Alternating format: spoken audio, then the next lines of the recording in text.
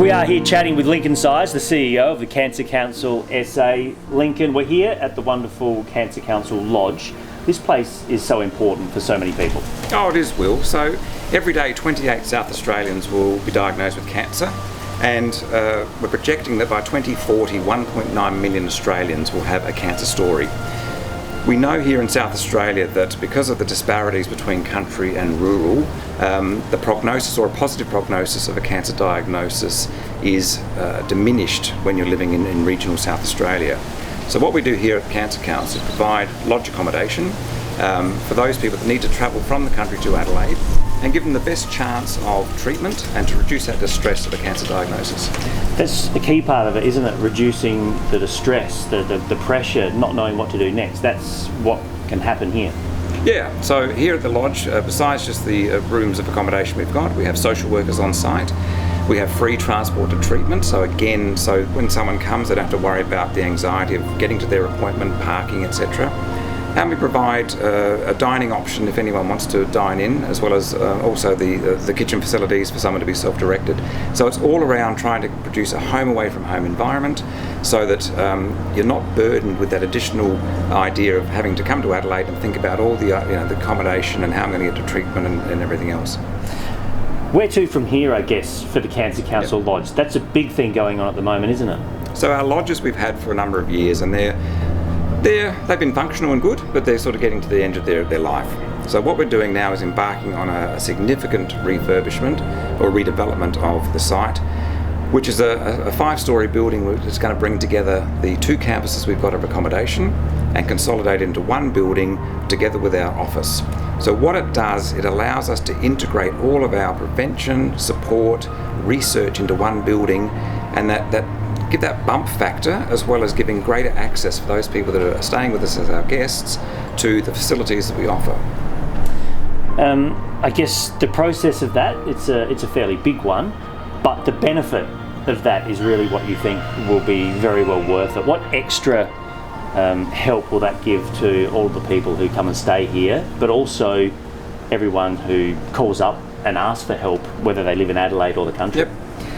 So all the existing services we have at the moment, we've got our 13 11 20 information and support line, and that is a free service that anyone can call, whether you're diagnosed with cancer yourself or you're a family member, workmate, etc. So anyone who's got any questions about cancer can ring the 13 11 20 number and get information. So that system that program will remain, and we hope to expand other services as well. So healthy living after cancer programs, embedding our screening and prevention services into the services that we do offer at the lodge. And dare I say, whilst we go through this very exciting transformational project, the lodges will remain open. So the whole purpose of building the new accommodation is to upgrade and provide a better experience, but we're not disadvantaging anyone during the process. The construction will take around about 14 months. So during that time, both our Greenhill and our Flinders Lodge will remain operational. And then once we have built the building, we will sell those assets and commission the new building and have the new purpose-built integrated facility. And that integrated facility really will make it easier for your staff to do the work, the researchers to do the work, the people who are running the campaigns to get the healthy lifestyle message out there. That will make it easier to have those things happen when it's in a newer, better designed layout. It certainly provides a culture of better connectivity. So it allows, as I said before, that bump factor between our staff and guests. And whilst we are next door at the moment to the lodge, we have a tyranny of distance that we have an admin centre and we have an accommodation centre. So what the building allows us to do is bring that all together to provide that bump factor of our staff interfacing, but also make it easier for guests to reach out and participate in some of the services we have. And the value of the lodge can't be understated almost. We've heard so many amazing stories from people who stay here and what it means to them. That must make the motivation to do something which is quite big really worthwhile. Oh, definitely. Look, the lodge is that home away from home experience.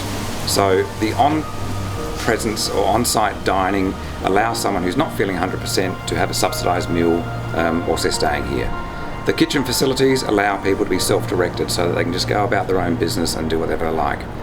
We provide morning teas to allow that social interaction, because one of the big things when you're going through treatment, it's very easy to become isolated, to stay in your room and you're not feeling well. The whole purpose of the morning teas is to bring people out, engage, and have that social interaction, again, that normality of being alive. So the lodges are a very important part of delivering that service, both just providing a roof over someone's head, but providing that extended support to give them the best chance of an holistic view of dealing with cancer. And going through the planning process of the new building, which will be all integrated, and putting the lodge into that, that idea of getting people to interact with each other and talk to each other, has that been a major part of the plan to make sure that that stays a real focus of creating that family and community? Definitely. And it's not just the point of view of connection within the lodge itself, it's connection with the staff of Cancer Council. So a very important part of this transformational project is consolidating the organisation and embedding the programs and services within the very fabric of the organisation, so that you get that interaction and that connectivity between the staff delivering programs and services and the recipients of them. Lincoln, we certainly look forward to seeing how it all plays out in the months ahead. Thanks so much. Thank you, Will. It's a very exciting project, and thank you very much.